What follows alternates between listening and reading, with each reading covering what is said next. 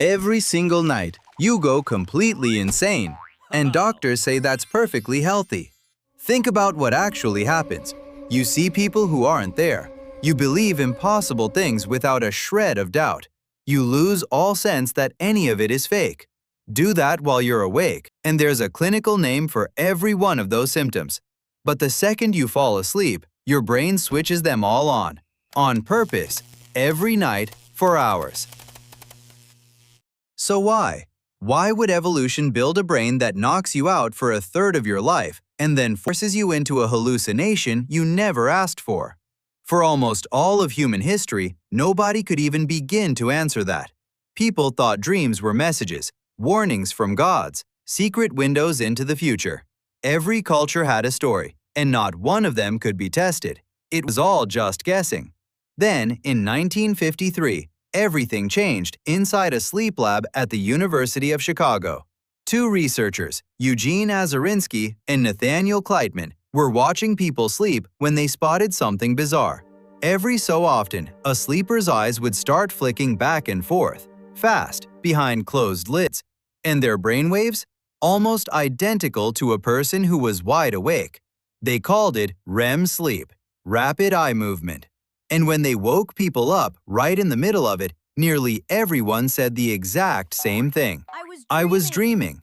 For the first time ever, dreams weren't magic. They had a fingerprint, something you could actually catch on a machine. But catching when you dream didn't answer the big one. Why? Here's where it gets weird.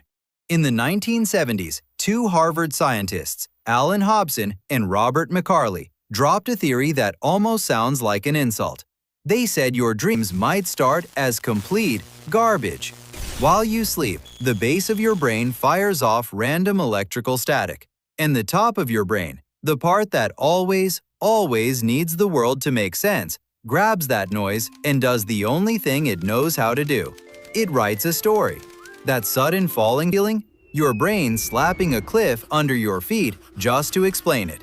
The stranger who somehow has your mom's voice, two random signals glued into one impossible person. By this theory, your dream means nothing at all. It's just your brain refusing to sit in silence, even while you're out cold. But hold on, because not everyone buys the "it's all garbage" idea. Some of your dreams don't feel random. They feel heavy, like they actually matter. And a lot of scientists now think you might be right. Matthew Walker, a sleep scientist at UC Berkeley, calls dreaming overnight therapy. During REM sleep, your brain replays the emotional moments from your day, but with the stress chemicals switched completely off. It's the only time you get to walk back into something painful and not get burned by it. That's why the problem that felt like the end of the world at 2 a.m. somehow feels survivable by breakfast. You didn't just sleep on it, you dreamed on it. And then there's the darkest theory of all. Why are so many dreams straight up terrifying? Being chased, falling, your teeth crumbling out of your mouth, standing in a crowd with no clothes on. Quick, what's the nightmare you have over and over? The chase? The fall? The teeth?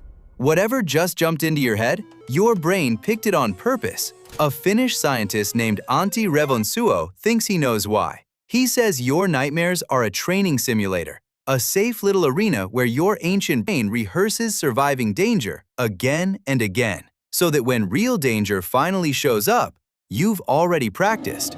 Your worst nightmares might be the whole reason your ancestors lived long enough to make you. So which one is it? Random garbage? Free therapy? A survival simulator? Here's the part nobody likes to hear.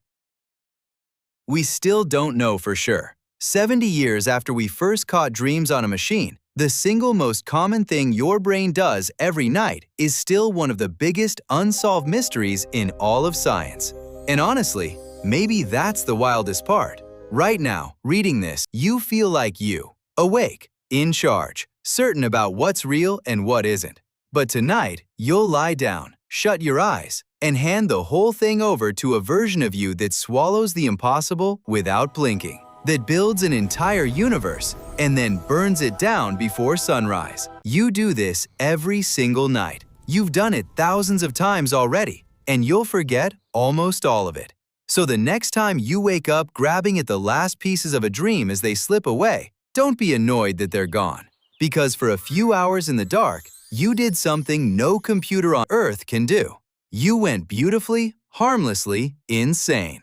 The writer, the director, and the only audience of a show that will never play again. And then your brain quietly cleaned the whole thing up and handed you back your sanity right before you opened your eyes.